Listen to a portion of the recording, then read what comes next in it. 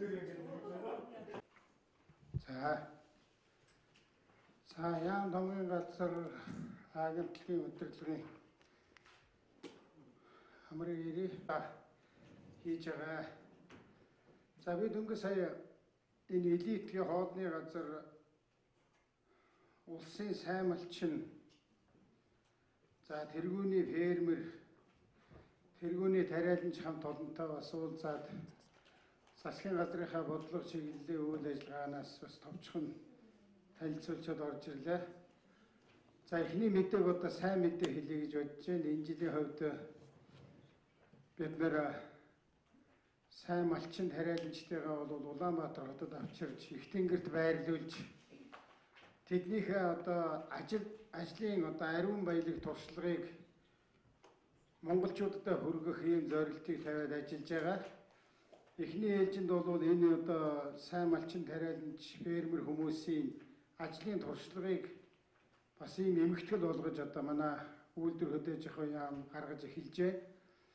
Энэ бол маш их зүйтэй зүйл. Тэгээд энэ хүмүүсийн энэ мал малдаг, мал аж ахуйгаа хөтөлж явуулдаг, газар тариалангийн салбарт ажиллаж байгаа, хоршоо байгуулад ажиллаж байгаа маш олон арга туршлагыг бол бид нар олон нийтэд хүргэх юм аа. Энийг манай үйлдвэр хөдөөжийнхөө яам ямар ч гэсэн энэ жилийн хувьд шинэлэг байдлаар сайн зохион байгуулад эхэлж байна. Хуучин бол ингээл нэг малчны шагналыг аваад нэг баахан давхиж нэг малчныг очиод дээр нь тэр малчныг одоо ууц чануулаад баахан хоол хийлгээд тэр малчиндаа чирнэ бараг сайн болсон малчин болсон биш бөөн төвөж хэрэгдэл болдог байсан. Одоо энэ жилийн хувьд тэр арга барилыг өөрчиллөө. Улаанбаатар хоттой ирээд бас явуулж байгаа бодлого та танилцаа дээр нь өөрснийхөө арга туршлагыг олон нийтэд хүргэж байгаа. Ийм шинэлэг ажил боллоо гэж ингэж хэлэх гэж байна. За.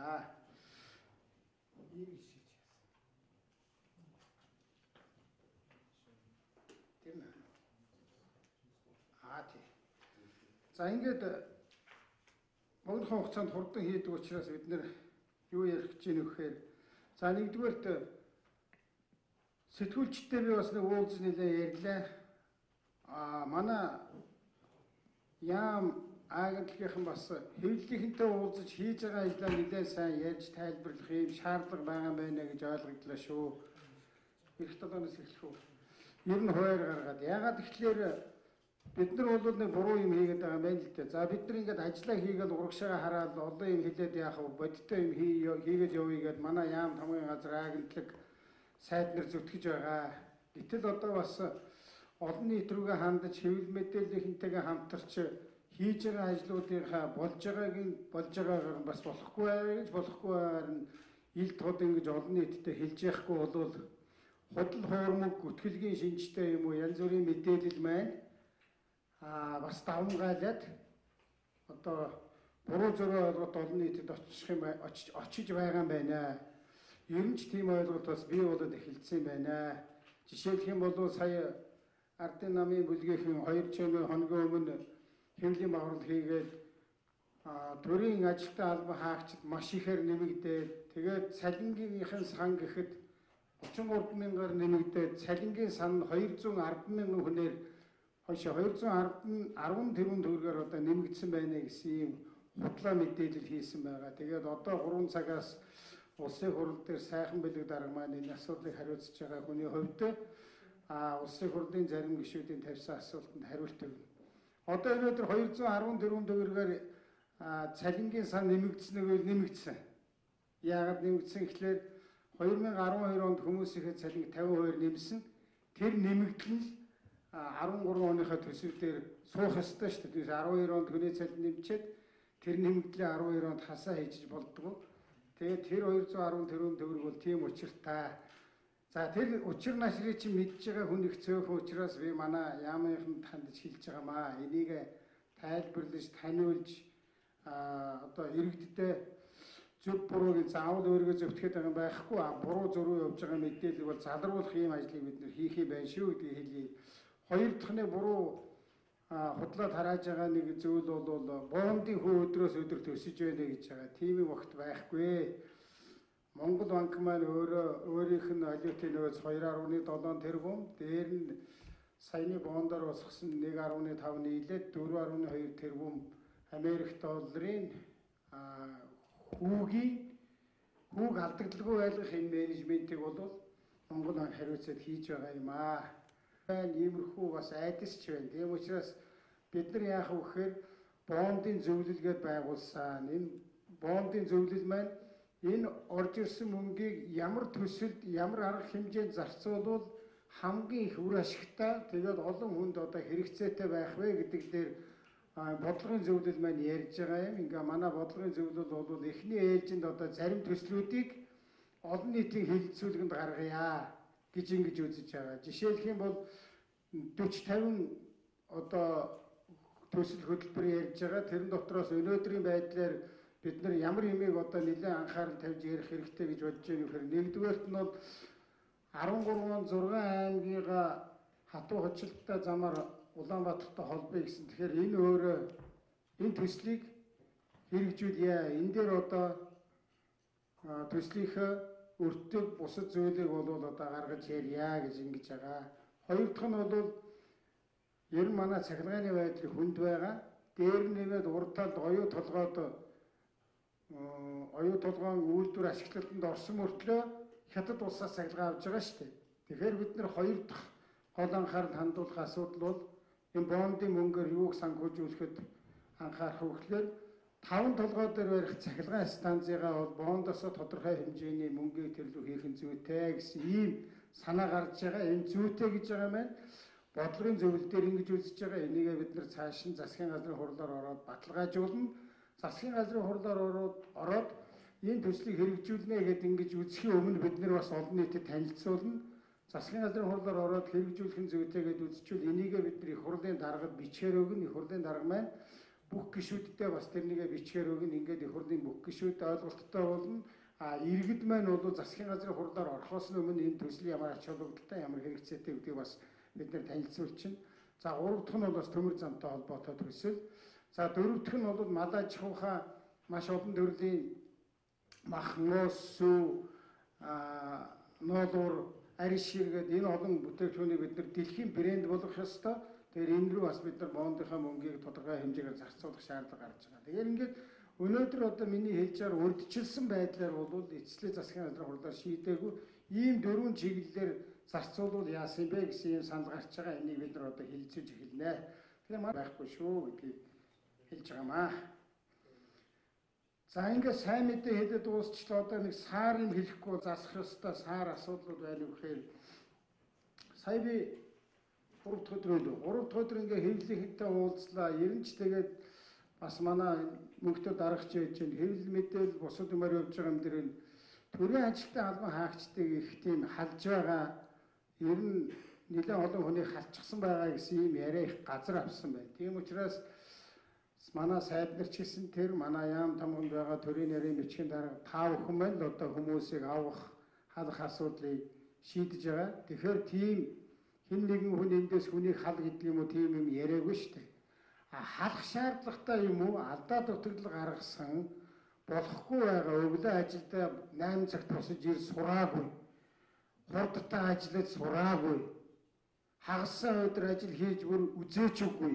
За тийм хүмүүс бол зарим нь өргөдлөө өгөөд гарч байгаа ийм зүйлийг надад хэлсэн байгаа. За тэр өөрснөө одоо өргөдлөө өгөөд ажил төрлөө хийж чадахгүй энэ чинь ийм байдлаар одоо бид нар хурдтай явж чадахгүй гэж байгаа хүмүүс бол тэр л үз. Зүгээр байгаа хүнийг бол ажлаас салж болохгүй. 3 дахь нь бол зүгээргүй байгаа нөхдүүдийг бол ажлаас нь халах хэрэгтэй шүү гэдэг би хатуу хэлж байна. Жишээлх юм бол одоо 2 хоногийн өмнө бид нар төрийн банкны удирдлагыг бол өөрчиллөө. Төрийн банкн дээр ямар асуудал явж байгааг та нар мэдж байгаа. Өмнөх засгийн газрын үед шийдсэн 6% хүүтэй зээл яриад 40 мянган иргэн очрлоод төрийн банкнаас зээл авах гэсэн чинь ингээд буцаалаа тэгээд буцаалаа баах ярьсан. Тэгсэн мөртлөө төрийн банкны төлөөлөл удирдах зөвлөлийн гишүүд бид нар банкаа сайхан ашигтай ажиллуулчихлаа гээд хүн бүхэн 90 сая төгрөг ашиг болгож хувааж авсан байна. Тэгэхээр энэ шинжилгээний засгийн газар ийм бузар булаа юмтай хэвлэрээ суух боломжгүй байна.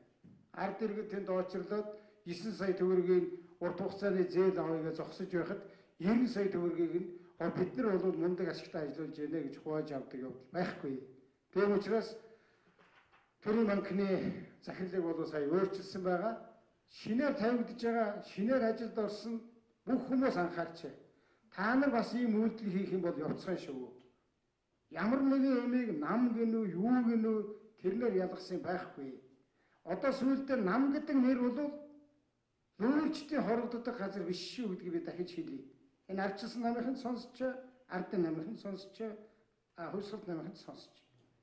Нам гэдэг нэрээр төрийг барьж, өчнө олон жил төрийн албанд хорогдож, тэр дотроо иймэрхүү мөнгө төгрөг идэж, ингэж явдаг цаг бол дууссан шүү. Ялангуяа өнөөдрөөс энэ сүүлийн үед ажилд одоо орсон гэдэг байгаа тэр хүмүүс бол энийг бас хатуу ойлгоорой.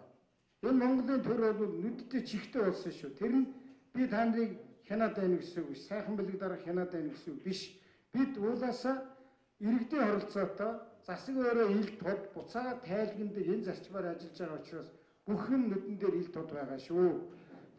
Тийм учраас маш хариуцлагатай ажиллахын шаардлагатай. За төрийн банкны удирдлагыг усалсан арга байхгүй. Энийг бол та бүхэн анхаа. Эрдэнэс 5 толгойн удирдлагыг бол сольсон. Одоо та нар сүүлийн сонсож байгаа 6-7 тэрбум төгрөгийн дууг нь баахыг шахацдаг. Өөр бусад компанитай гэрээ хийхдээ Монгол улстай хамгийн ашиггүй нөхцлөөр гэрээ хийдэг. Ганц одоо сайлын үнэ болох юм байх гэж байсан 5 толгой нь өөрөө бүр тураад өгч гсэн мал шиг болцсон. Өр зээлэндээ баригдсан. Ийм юм хийчихэд энийг төрийн албаны нэрээр аргалж халахвч болгож энд үлдэнэ гэвэл гордсны гар заа. Шинжлэлийн засгийн газар ийм юмтай бол тууштай тэмцэнэ гэдгийг хэлээ. Одоо дахиад сонин хөвлөөр гарлаа. Мят компанийн юу хийж байхгүй даатгалыг бий болгоод өчнөө тэрүүн төгрөгийг зовчуулаад авцсан. Одоо тэгээ бид нар ийм юмыг хэлэхгүйгээд яах юм? Ийм юмыг өөрчлөхгүйгээд яах юм? Харин бидний нэг дутагдвал ийм юм хийчихэд энийг олон нийт рүү гаргаж хэлэх ёстой байна. Би өнөөдөр ерөнхий сайдын хувьд нэг тийм юм яриаггүй. Яах вэ? За болохгүй бүдэггүй ингээд солигднөөд, салгаднөөд, өөр төлөвөд явна үз. Урагшаа хараад ажлаа хийчдэг хэрэг гэж бодсон чинь харин нийгэмд маш их буруу ойлголт өгöd байгаа юм байна. Хариуцлагагүй нөхдөдтэй хариуцлага тооцдгүй юм байна. Иджил байдаг, үүжил байдаг, явжил байдаг, иржил байдаг. Ийм юмнаас бол одоо салнаа. Тийм учраас засгийн газрын хурал дээр маргааш оруулах ёстой тэр 5-7 удирдлага тэр гэрээ мэрээ хийсэн буруу зургийг хийсэн нөхдүүдэд одоо хариуцлага тооцоод тэр хууль хяналтын байгууллагыг шилжүүлнэ. Тийм учраас төрийн алба гэдэг бол энэ өмнөх хүмүүсийн хийж исэн шиг очоод амар хэлбэр байдлаар мөнгө олдог. Амар хэлбэр байдлаар тендер авдаг. Амар хэлбэр байдлаар гадаадд явдаг тийм ажил биш шүү. Бид нар гадаадд явхад болдсон. Жилдээ 2 удаа яв гэж хэлсэн. Гэтэл юу хийж вэ? Иргэний нисхийн газар дээр, иргэний нисхийн ерөнхий газар дээр жишээлх юм бол ямар байдал байна уу гэхдээ зэрэг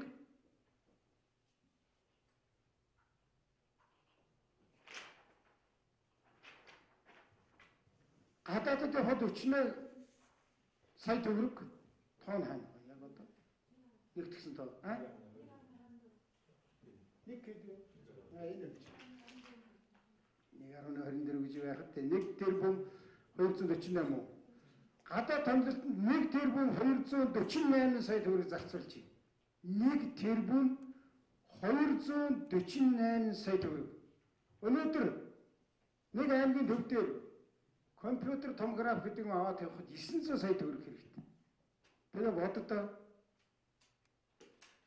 Улаанбаатар хот руу яагаад хүмүүс хэмжлэгээд ирээд байгаа бид нар судлаа. Компьютер томограф жишээд аймгийн төв дээр алга. Улаанбаатарт ирэхээс яах. Тэгэхэд манай ганцхан агентлаг иргэний нисхийн ерөнхий газар 1 тэрбум 200 сая төгрөгээр гадаадд зугаалж байгаа. Ийм хүнийг халахгүй яах юм? Халаад зүгээр орхисон нь харин зол юм биш үү? Одоо тэр арга хэмжээг нь авах. Дээр нь яаж байгаа вэ гэхээр энэ иргэн ер нь завхарсан. Төрийн алба одоо их ярьж байгаа учраас өнөөдөр ярих гэж бодлоо. Та нар өөрөө төрийн албаа хааж тулцсан учраас. Иргэний нисхийн ерөнхий газрын дарга яасан гэхлээр бидний засгийн газар энэ хүнийг ажлаасан чөлөөлнө гэдэг шийдвэр гаргах гэж байгааг мэдчихэд засгийн газрын шийдвэр гаргахаас 3 хоногийн өмнө орлогчороо тушаал гаргаад өөр албан тушаал өөрийгөө томилжилчих. Ингэчээ төрийн албаа ярьдаа төрийн албыг юу болгож өгсөн бэ? Энийг ер нь олон нийтэд бол огт хэлэхгүй яваадаас одоо бүгдийг гаргаж хэлнэ. Бид нар ямар юмтай тэмцээд байгаагаа хэлнэ. Юуны төлөө яваад байгаагаа хэлнэ. Ямар нэгэн хүнийг хальж өөрчлөн бидний зорилго биш. Аян түмний мөнгийг, татвар төлөгчдийн мөнгийг хүмүүс ядарч яхад 9 сая төгрөгийг зээл өгөхгүй 90 сая төгрөг хувааж авдаг. Нэг аймагт ганц компьютер томограф аваад гарах өгчгийн оронд тэрбум 200 саяар гадаад зугаалж идэг. Энийг хэлэх ёстой. Одоо дахиад төрийн албыг юу гэж ойлгосон гэхлээр амар хэлбэр аргаар орон сууц авч болдог хэрэгсэл гэдээ ойлгосон. Дахиад би хэл иргэний нисгийн ерөнхий газар 3,800 юм. Хөөе би 12 оныг хэлээд. Энэ 3,800 юу? Зөвхөн 12 онд 3,800 сая төгрөгийг орон сууцны дэмжлэг гэж өгсөн юм хүмүүс. 3,800 сая төгрөг. Энэ төрийн алба юу болчихсон юм бэ?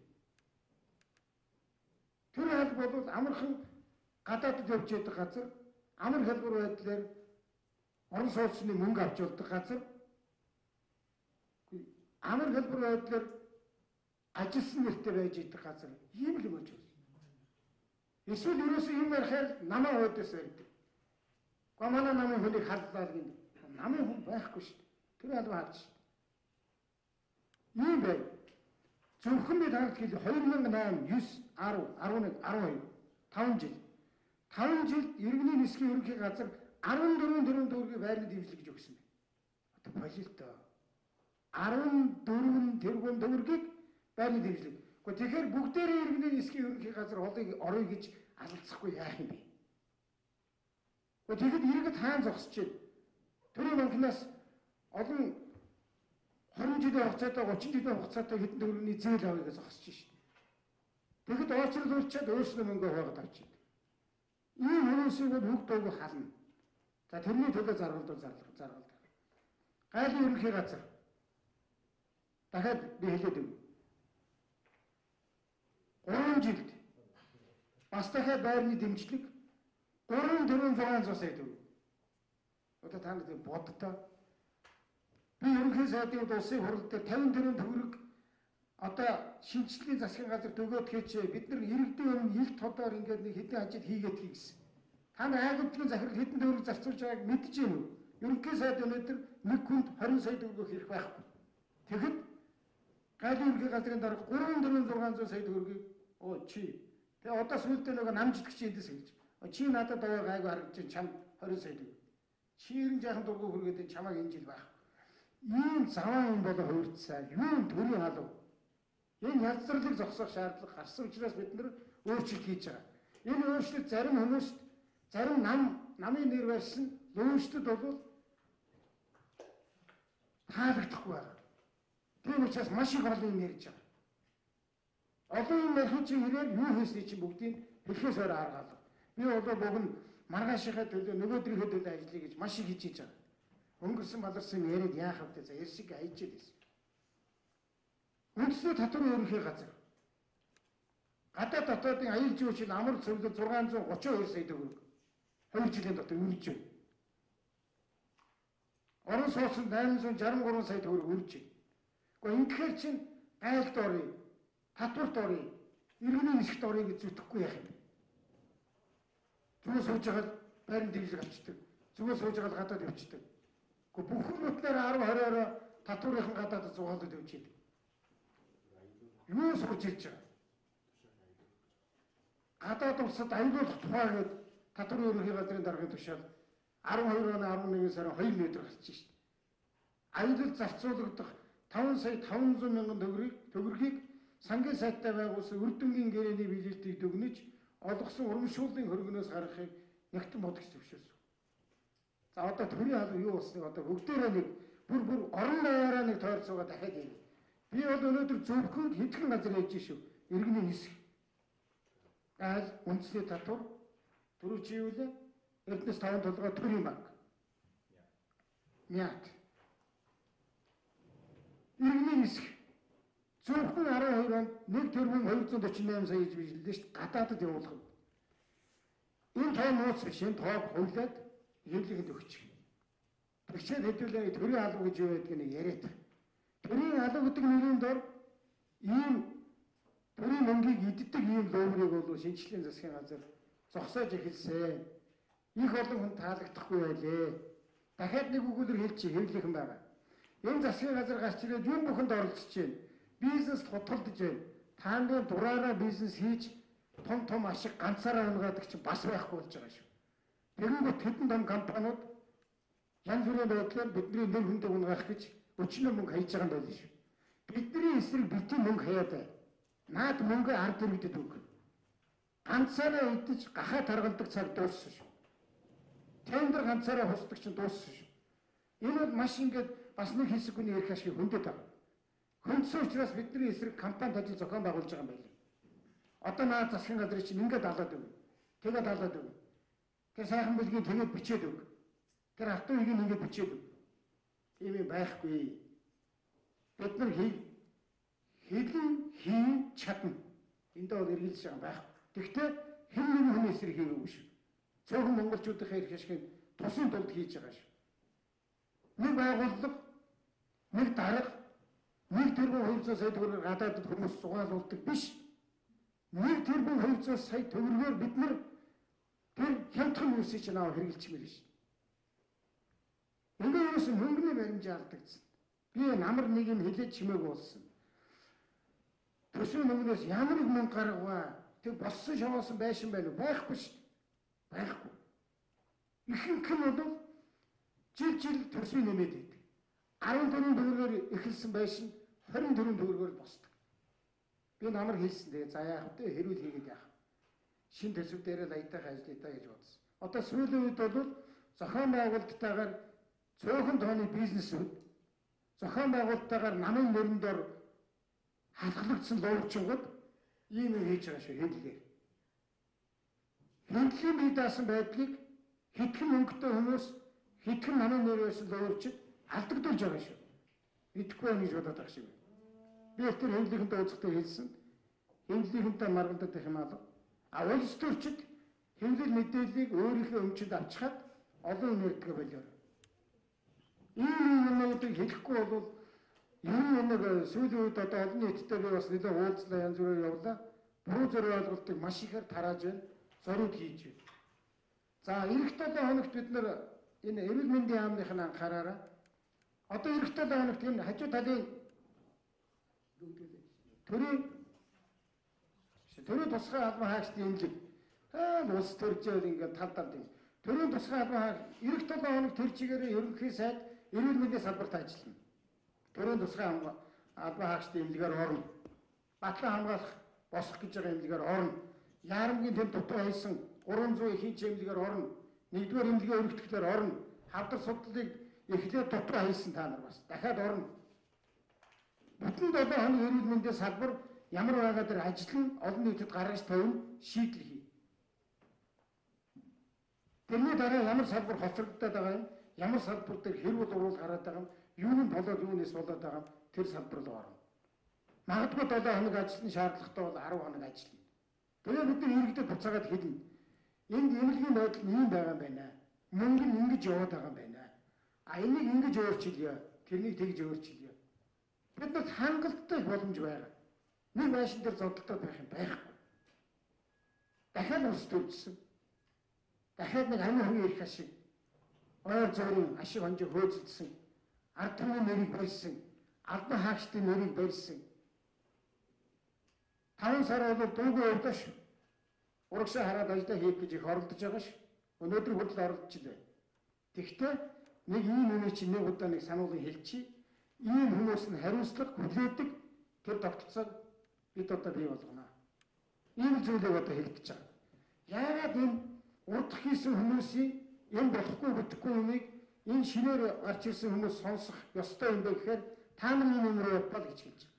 Та нар дахиад энэ төрлийн албыг ийм амар хялбар байр авдаг, гадаадд явдаг, зугаалдаг, тэгэл авал авдаг, ийм юмны уурхай гэж бодож ирсэн бол өнөөдрийн өдрөөс эхлээд өргөдлөө яцгаа.